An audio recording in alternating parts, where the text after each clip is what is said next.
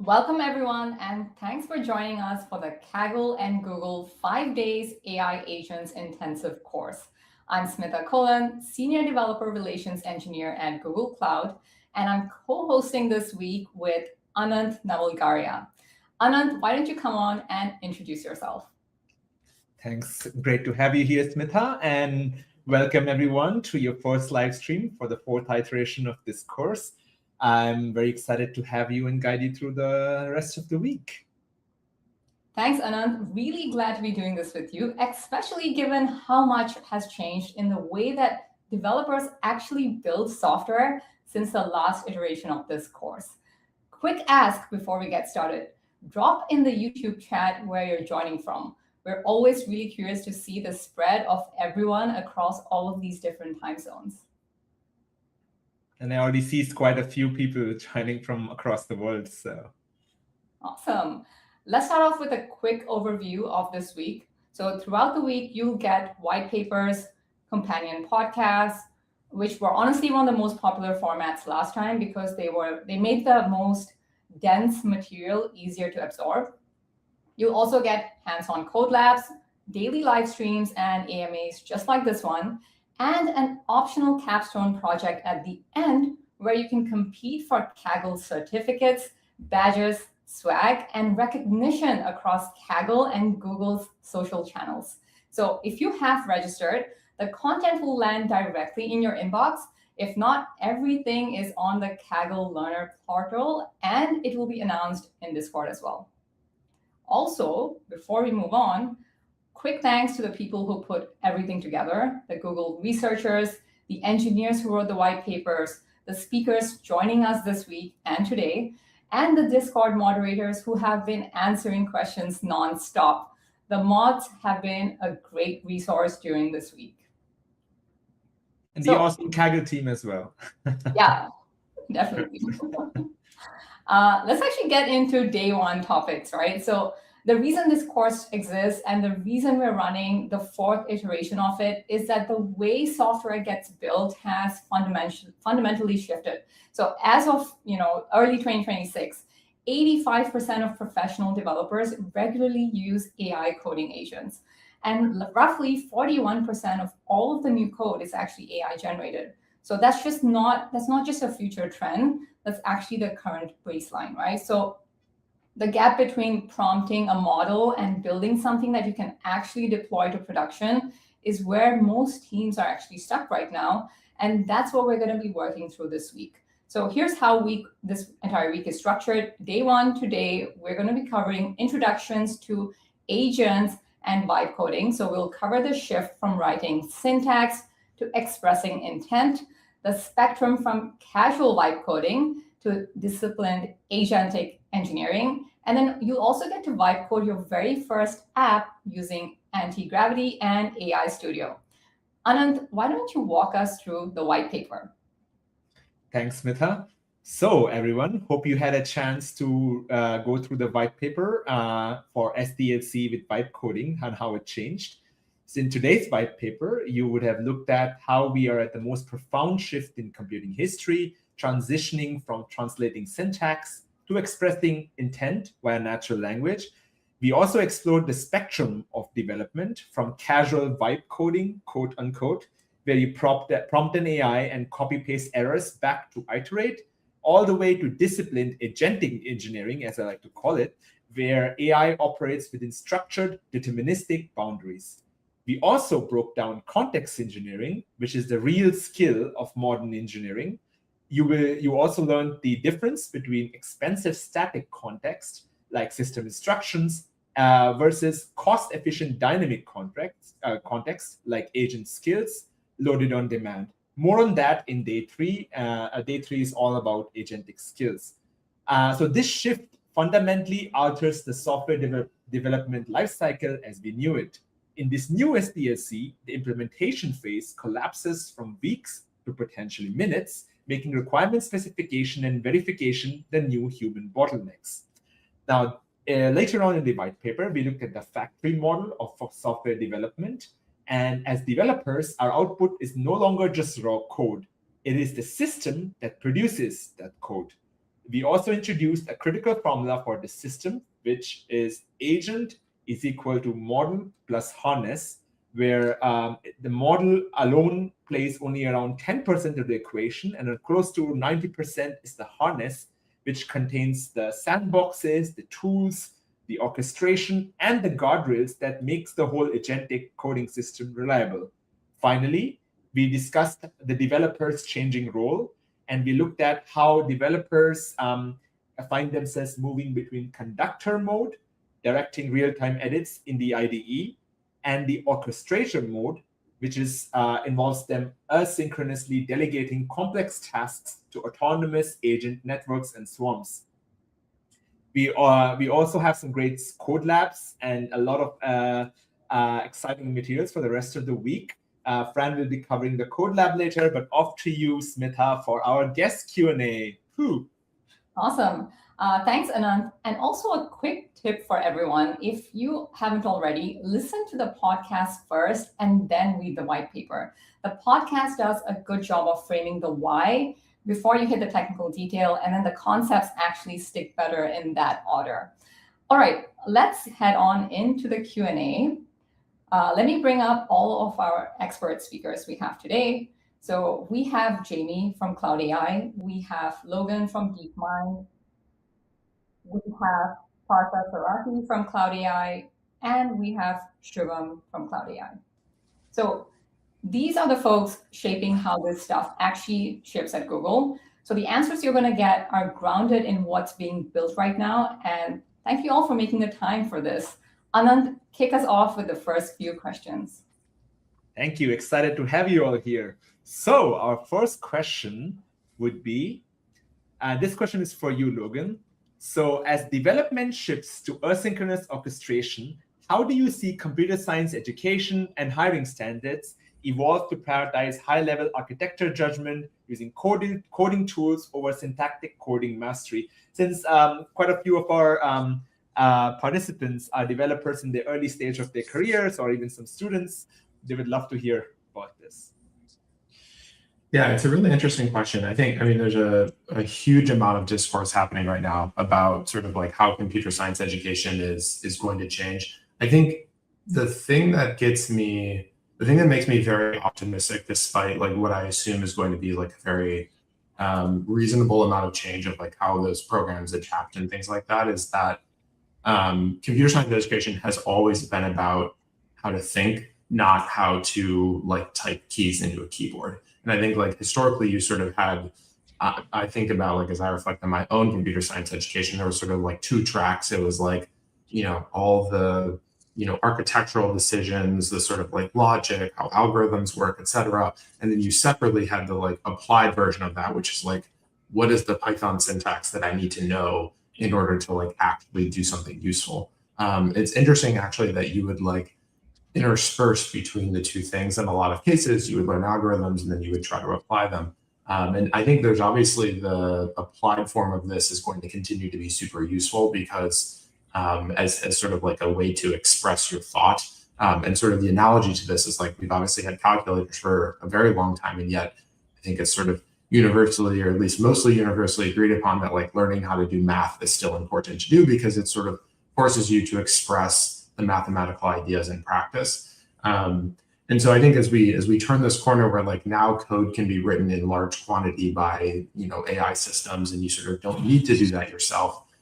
The thing that I'm excited to see the change around is like actually people coming out of the educational institutions and infrastructure with not just like a college degree or some sort of like proof that they know something, but actually like an entire system or an entire business that they built during that process. And I think there's like a really interesting, again, like more akin to sort of like a trade craft that I think people are gonna like, when you do trade crafts, you go and like do some of the field work and in actual practice. I think seeing that for computer science, I think would be really interesting, where like you come out, you have a business, you have proof of work, you can like validate for agency and all that. So I'm excited to see, and obviously like all the technical detail still matters a lot. Sounds very exciting, Logan. So how do you think, from an AI studio perspective, what tools do you think, are there a couple of tools or technology you think that you would recommend to the audience here? Yeah, I mean, this is the direction that we're going. Like, we're very much trying to like not only ride this wave, but like help make sure that students and people who are trying to build these types of businesses can make it happen. So I think I talk to the team about this all the time. We've done prompt to prototype. That's like pretty reasonable. We've done prompt to production. Like, you can, send one prompt, build or many prompts, and then build a fully functional website and deploy it and share it with the world. And it's like very obvious that the next step is we say like prompt to profitable company, because it's not just about like building a company. It's actually about like how do you get people to actually use it and find product market fit and get your first users and do that sort of the total iteration of the experience. And so we're working on lots of stuff in order to make that possible, and actually like let everyone in the world have a business. And I think it'll be the optimistic version of this is it's very similar to what YouTube did with creators. Like, prior to YouTube, you like couldn't, it was really difficult. You had to like go convince a TV network somewhere or a radio network to tell your story. And it was like the means of storytelling was controlled by a few. And then YouTube came and everyone could tell their story. And I think software is going to be that same exact thing. You used to have to hire many, many developers and, have a big business and raise money and do all this stuff. And I think now everyone's going to be able to build a software business, which is really exciting. Amazing. Thanks a lot, Logan. That was, and hopefully everybody is listening to that, because we have a lot of cool stuff coming. Amazing. On to our next question. So talking about building businesses from prompts, Partha, this question is for you. Given the recent advancement in self-evolving AI for coding, how do you see the exciting advancements by DeepMind brought into cloud by technologies like AlphaEvolve? How do you see it helping technological breakthroughs across the industry? Yeah, thank you for the question, Anant.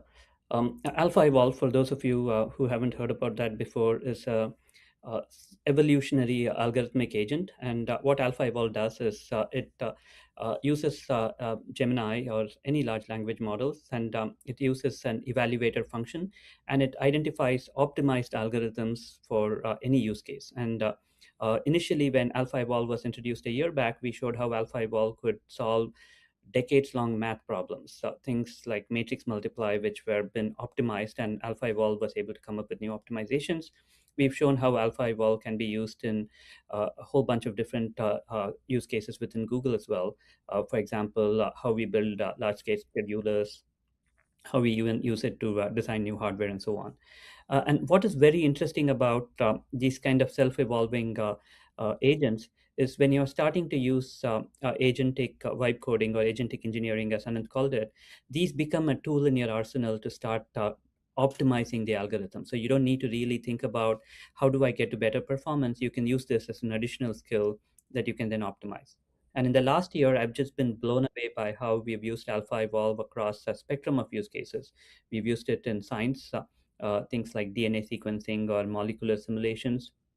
We've used it in cloud. And again, cloud, we've used it in financial, retail, a whole bunch of different use cases. And we've also used it in infrastructure. I have personally used AlphaEvolve in some work I've been doing around optimizing new computer architectures.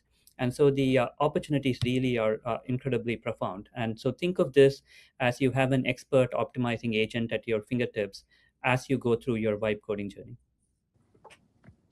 I found that super exciting, how everything can be done just by the means of prompting. So you write your initial code with prompting, as Logan mentioned, prototypes, even production ready, some of the systems. You put that in production to cloud, and you can optimize it for technological breakthroughs and take it a level higher with another system like AlphaEvolve. Really exciting times to be living in. All right, to our third question. Smita, yes. So this question is towards you, Jamie and Shubham. What architectural patterns and cloud products are proving most successful in helping autonomous agents cleanly cut across the final context-heavy 20% milestone of a complex task with ideally minimal human intervention? I can I can start. start. Okay, Oh, go ahead, Shubham. I would just take a step back here and go back to the first question that you asked, Logan, and just want to point out that we are living in a very exciting world where engineering power is pretty much abundant and unlimited. Everyone has that at their fingertips. You just go in and fire up AI Studio, fire up an agent, go and use Gemini. You have all of that at your fingertips.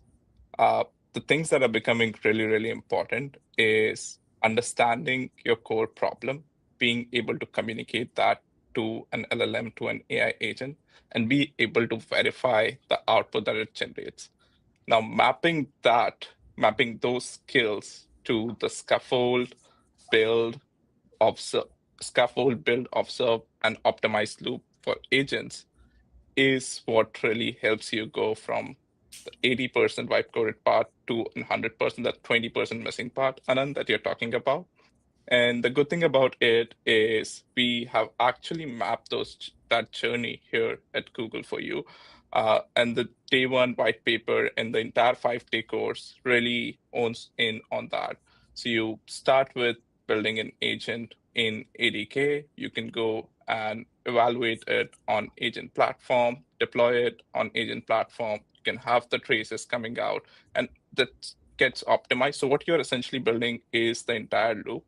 And on top of that, when context becomes heavy, you have this concept of agent skills, which helps you dynamically inject context when the agent needs it and not have it bloat the context. So that entire loop plus agent skills is what really helps you get to the 100% or to cross that 20% gaps to make your agents work reliably in production. Yeah, I think that's great. I think this is a great question. I think, that last mile is really what is often the biggest challenge. If we're moving from prompt to prototype to prompt to production deployment of a website that you're sharing to like actually using something to run a business on, that last mile of quality and ability to do the task really consistently, handle error cases is often the biggest challenge. And so I think having a full tool set to help you evaluate, have verification tests, have long-term memory across sessions, have the ability to optimize in production and learn automatically to improve the quality over time. A lot of that is what becomes necessary to really close that last mile. I think a couple things I would add to that, part of this is around architectural patterns and what's been successful recently. And I think two things I would call out are, first, using agents to write code. And so instead of just an agent being something that is a set of LLM calls with a custom prompt and some context and maybe some tools available, moving to something where you're giving the agent a sandbox environment to write code, create its own tools on the fly, create sub-agents, which evaluate the work of the agent and evaluate the code that's being written. I think that pattern's showing much more success than just having an agent be a set of LLM calls with custom context. The second piece in there, I think, is really around the verification loops, both automated verification loops, so having a sub-agent that evaluates the work and iterates, but also having a human-in-the-loop step. So a set of conditions that flag for human-in-the-loop verification or review, and then creating a data set from that verification that can allow self-improvement over time. Those are some of the things that I think we're seeing a lot of success with to kind of close that last mile.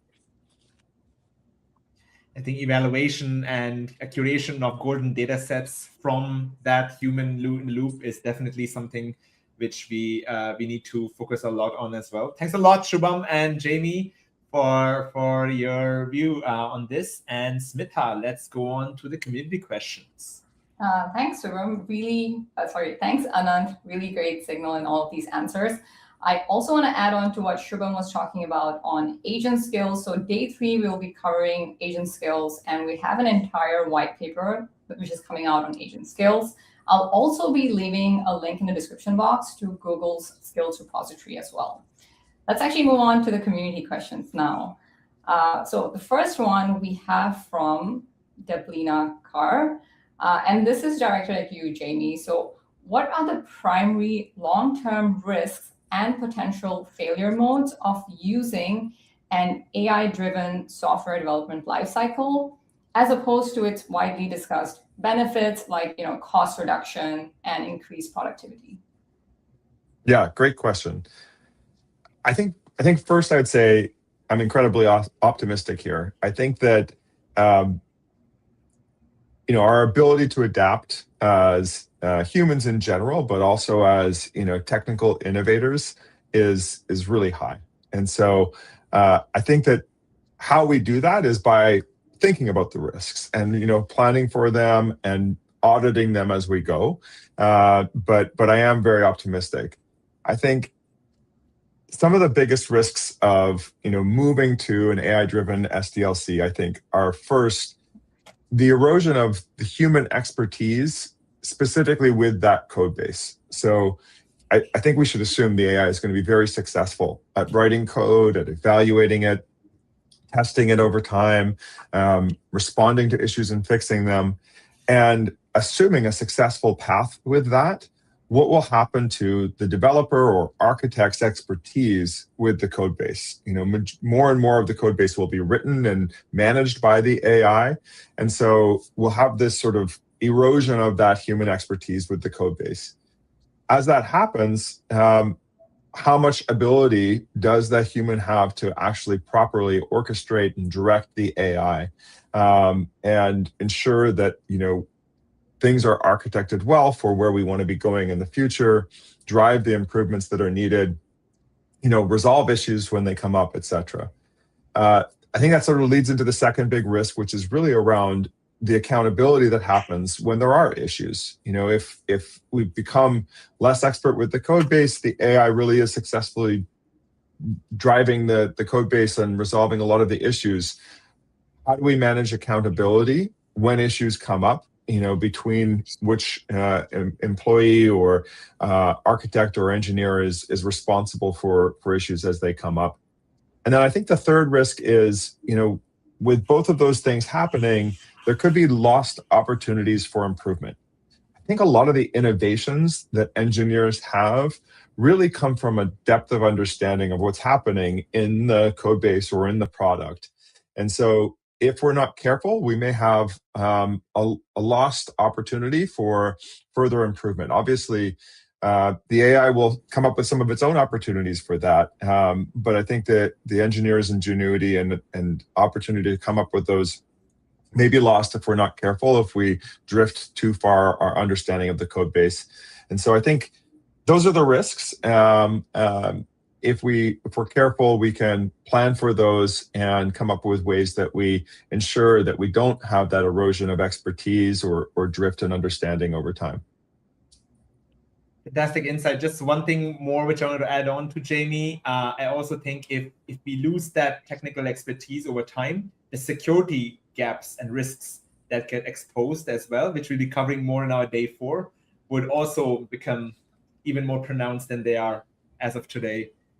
Just that kind of is something we should maintain good control of and knowledge of our code base for. Yeah, totally. Good insight. I agree. Awesome. Okay, let's head on to the next community question from Christoph.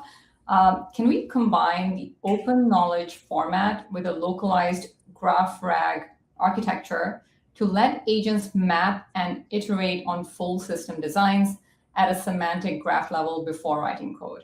And I think, Shubham, you'd be a great one to answer this. First of all, it's a great question. So we recently launched Open Knowledge Format, which is based on Karapathy's neat idea of LLM Wiki. So the beauty about it is how simple it is. It's just a set of markdown files that links to each other that you can have in your system. And each markdown file is representing a thing. It could be a service, could be a database, a contract, whatever. and the nodes link to each other. That's it. It's plain text that you can read and the agents can read as well and can edit it. Now think of these as index cards on a board with strings connected to each other. These are like markdown files that are connected to each others, representing some entities. And you're asking, the problem that you're essentially talking about is, can I combine it with GraphRag so agents can actually have the map of the entire system or the whole system, the entire repository, before it even starts writing a single line of code, which is a pretty neat concept because what happens is when you fire up an agent in a big code base or a GitHub repository, it usually jumps into straight writing the code without really looking at the entire context. Now, you have open knowledge format, combine that with GraphRag. GraphRag, what it does is follows those strings between cards. So it actually understands how the connection works. It can answer, if I change X, what gets affected. So if I change this specific card, this markdown file, what gets affected?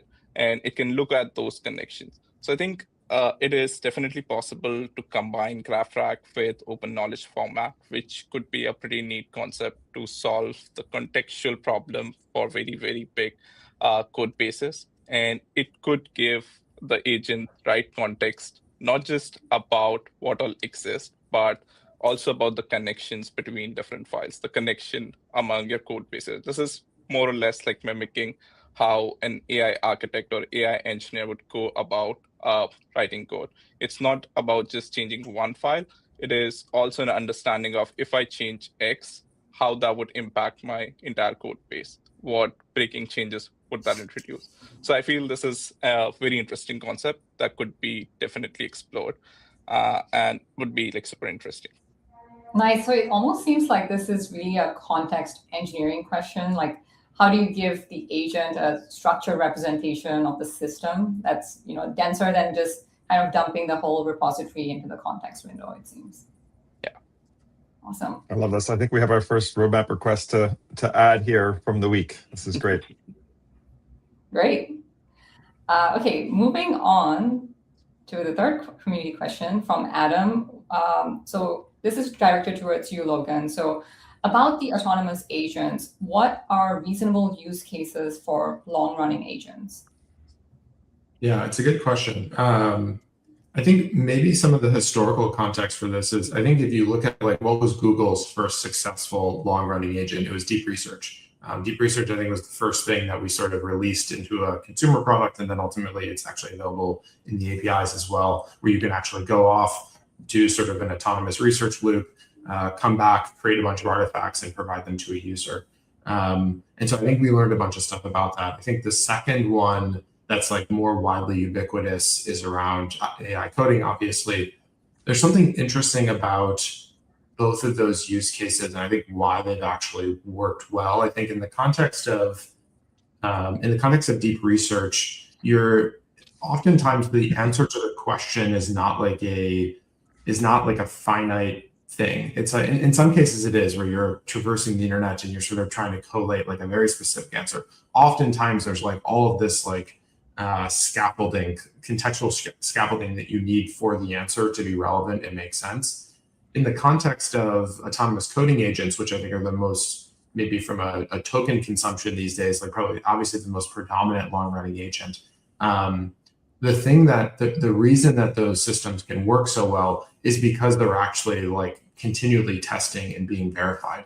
And this is the balance of long-running agents today, is you don't want the agent to go off and do a bunch of work and basically waste your money and time, and then ultimately it didn't do something productive. And so in the case of coding agents, you can sort of like continually run the code and make sure that the incremental additions that are happening aren't breaking a bunch of stuff or sending you down the wrong path. In some cases that does happen still. And so the models get better over time. And then again, in the case of Deep Research, sort of it's there's sort of a peace of mind knowing that like I'm willing to let the model and agent run for a longer period of time so that it sort of truly covers the fullness of the ecosystem. I think there's definitely other use cases that are successful. Those feel like the two most successful right now. And I think the the interesting thing to think about, and I had this conversation with Jeff Dean a few weeks ago around sort of like, as the models become longer running, you start to see a bunch of like really interesting new bottlenecks come up, which I think is actually like more correlated to the use cases than I think you would imagine. And so if you're thinking about like what problems to be solving, or as you build long running agents, like where to look to go and find alpha, it can actually be in the tools. And if you've ever like looked at a long agent trace, some reasonable amount of the time that the model spends, and this is going to be an increasing portion of the time, is spent just like using external tools. It's not actually the model answering your question or thinking or whatever it is. It's actually the model using external tools. And the challenge is that these external tools were not actually built to be used in this capacity. They're oftentimes like different systems that were assuming there was like a human interacting. So some latency would make sense, and like maybe a lack of parallelism would make sense, but that's actually not the case in agents now. And so I think we'll see all of these like weird bottlenecks show up as we make agents run longer. And I also think like as model capability improves, we'll see like a better diversity of like successful use cases. But it really does feel like coding. I'll be excited to see like some use case like dethrone coding. I think maybe it's like starting to become like at Google I/O, we launched Gemini Spark, which is sort of your always on 24/7 like personal agent that you can just throw tasks over the wall and it'll do. So maybe that use case over time, just given the volume of people who are needing a personal assistant versus coding, maybe that will dwarf it from a token consumption perspective. But it feels like coding agents is by a long shot the biggest use case today. Yeah, I also feel like, stuff which takes humans a long time to do are the best use cases for long running agents. So research is definitely one of them. We also have an episode of the Agent Factory where we go into 3 different use cases of long running agents, which I'll be leaving in the description box below. And we have a blog post released by Google Cloud, which shows you exactly how you can build a long running agent example from ADK. And that will be in the description box as well. Yes. Thank you, Smita. And talking about use cases from long-running agents, I fully agree. There's a lot possible. Coding is one, Deep Research and Deep Research Max, which is my personal favorites as well. But there's also stuff like Co-Scientist and Alpha Evolve, which are like super long-running agents. And the longer you run them, the better the quality. And then also another thing, which I think used to receive a lot of attention in the last iterations within this course, but less so now, is multimedia. Like Thomas Pfister from our Cloudera research his team published a paper around how you can make longer movies, more than just say 20 or 30 seconds, with an agentic long-running agentic system, combining a lot of the best practices around eval and agentic engineering as well. So yeah, really looking forward to what comes out.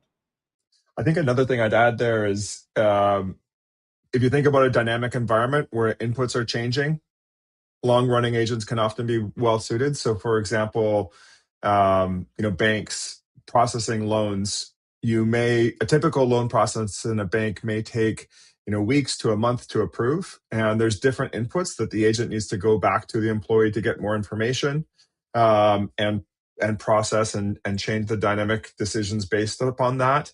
Insurance claims, a legal agent working on a court case, the input information changes dynamically, and you need to have that ability to have the agent be long running to continually dynamically adapt to the different inputs.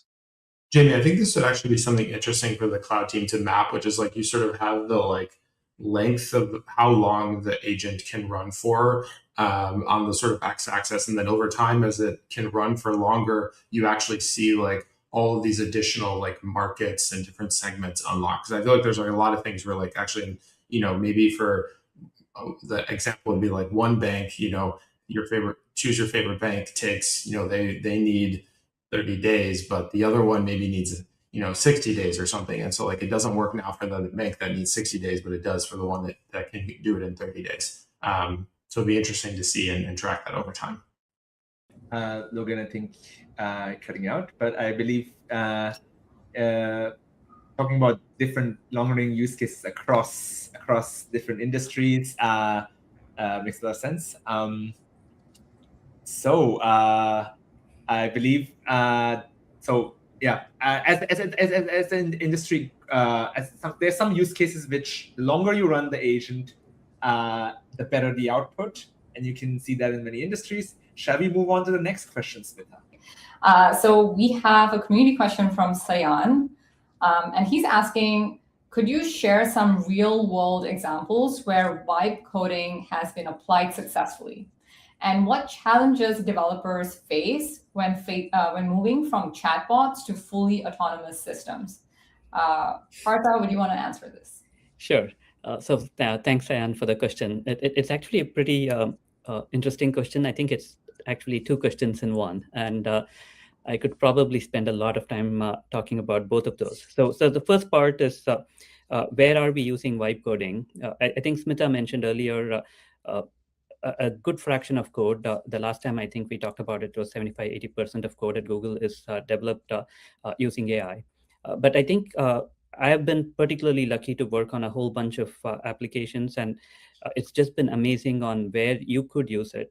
AI for coding, of course, but you can think about AI for system development, AI for performance, AI for efficiency, AI for reliability, AI for operations. You can think about AI for supply chain management, AI for productivity, AI for science.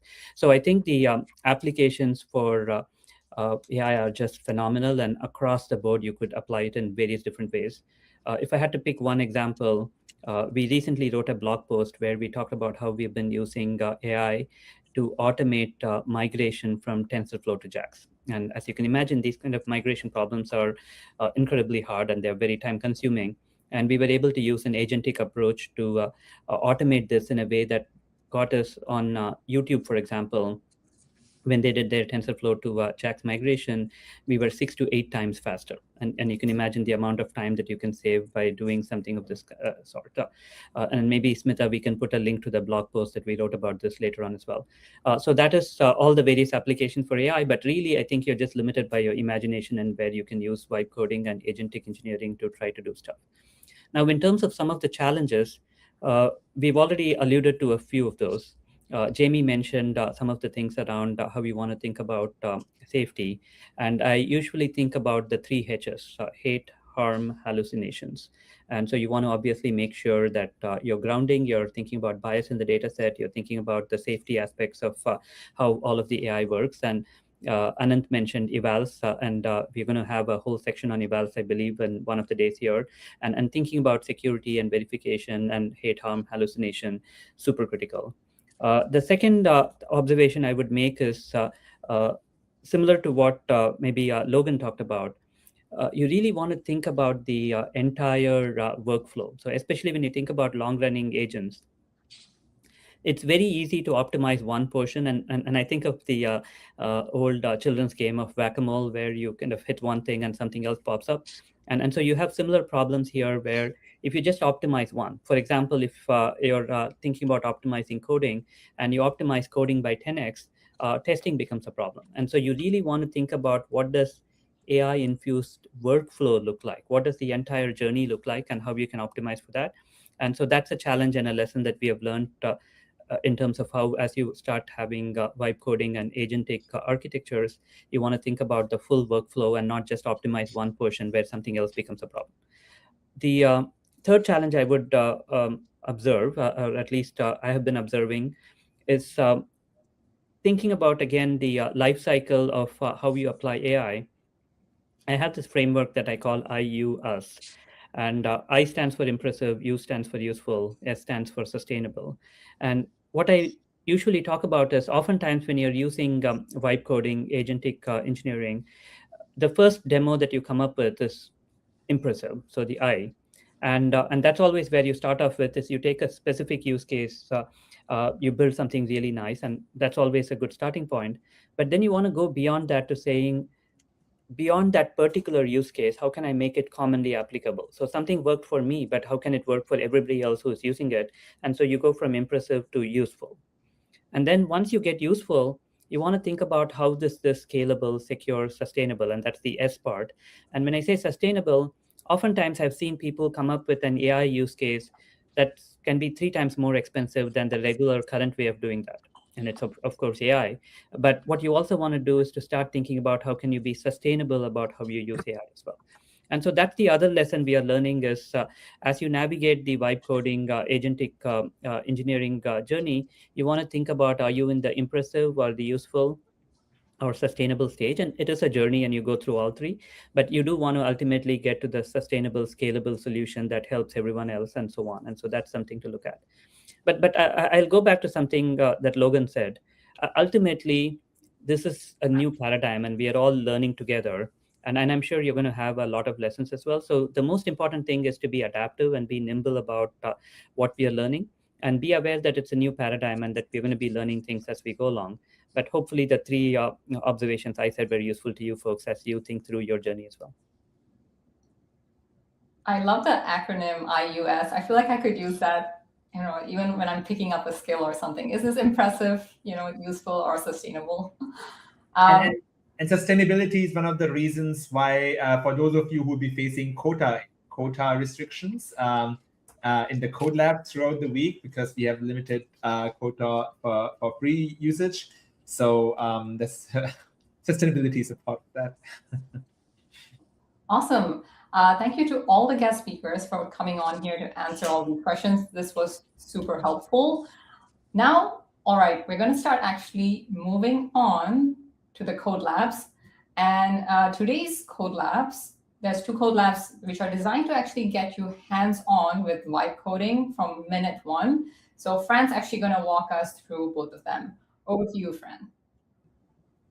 Thank you, Smitha. Hi, everyone. Wow, what a good discussion. Welcome to the Code Labs for day 1 of our code. I'm Fran Hinkelman. I lead the AI DevTools team in Google Cloud DevRel. And I'm so excited to guide you through your first steps of agentic development. For day 1, we have 2 practical code labs that will get you up and running.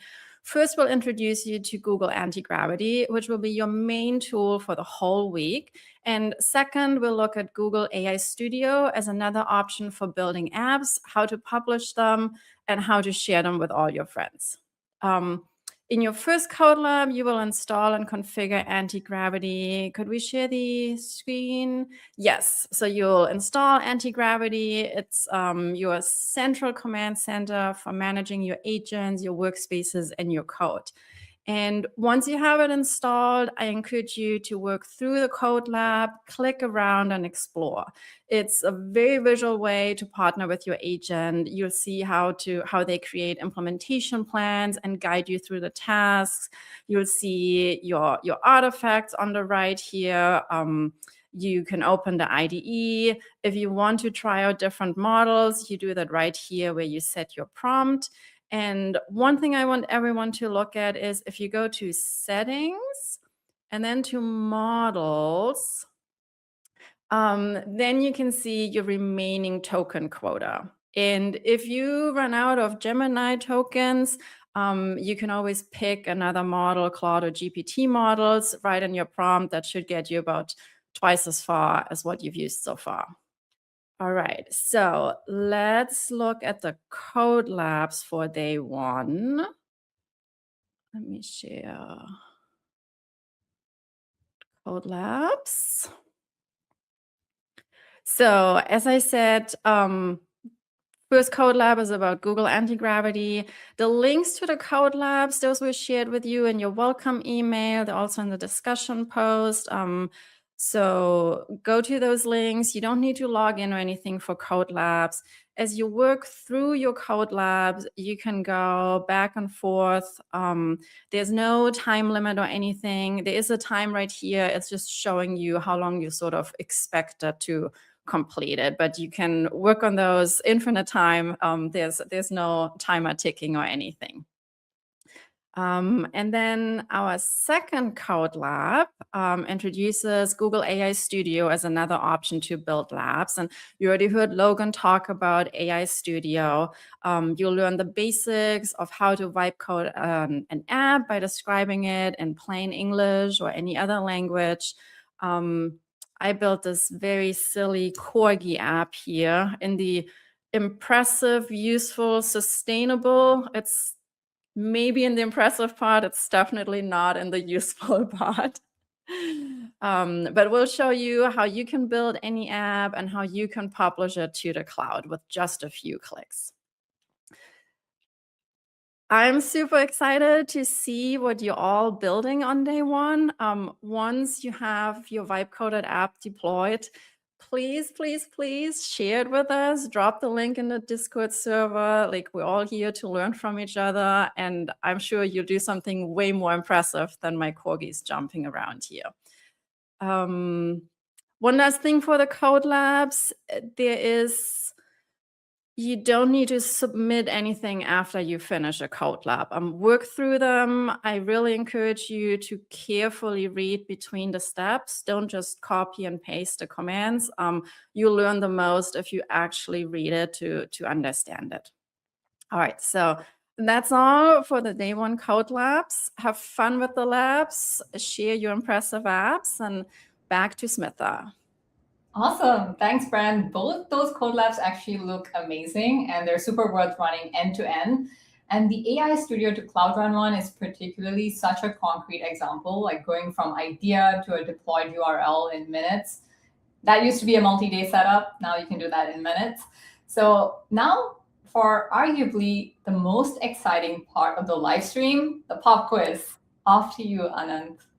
Yes, I would say it's the second or third most exciting after the Q&A. But for those of you who have been listening and reading the white papers, we start off with our first question of the pop quiz. So your first question would be, every AI agent is built from 5 parts. Which part is described as the reasoning engine that reads the context and decides what should happen next? Your options are A, the memory, B, the tools, C, the model, or D, the orchestration. Think about it, and your answer will be shown in 3, 2, 1, and C. C is the main brain, the reasoning engine that powers your AI agent, especially for AI coding agents. Moving on to the next question. Which of the following is a key differentiator of agentic engineering compared to the casual vibe coding on the development spectrum? Your options are A, minimal code base understanding and selective review, B, sole reliance on manual spot checking and user prompts, or C, a systematic process of testing, CI/CD gating, evaluation judges, etc., or D, copy-pasting raw error message back to the LLM so that the LLM can resolve them. Your correct answer will be shown in 3, 2, 1, and it's C. Agentic engineering is a systematic verification through automated test suites, CI/CD gating, and evaluation judges. Moving on to our third question. According to our white paper, or day one white paper, what becomes the primary new bottleneck in the compressed AI-driven software development lifecycle? Your options are A, designing the database schemas, or B, writing the boilerplate syntax to bootstrap the process, C, running code in isolated sandboxes, or D, specification quality. Your correct answer will be shown in 3, 2, 1, and it's D. So whenever, given the power that AI has, being very, writing your specs with a lot of higher quality, which you also see in day 5, becomes a big bottleneck to make sure you build the right things. Question 4. So in this equation, what constitutes the missing harness component? Agent is equal to model plus harness, as we saw earlier in the white paper overview. What is that missing component? Your options are A, the physical GPU infrastructure holding the LLM, the custom trained weight matrix of the transformer model, or whichever model, diffusion model that you use, C, the surrounding scaffolding, or D, the function of memory storing long-term user preferences. C is the correct answer because that's what the harness is. The model powers the harness and vice versa. Pretty important part. All right, to our last question. Our last question is, what financial and operational trade-off describes the investment of in agentic engineering? Is it option number A, low capex, high opex, B, high capex, low opex, or C, low capex, low opex, or D, high capex, high opex?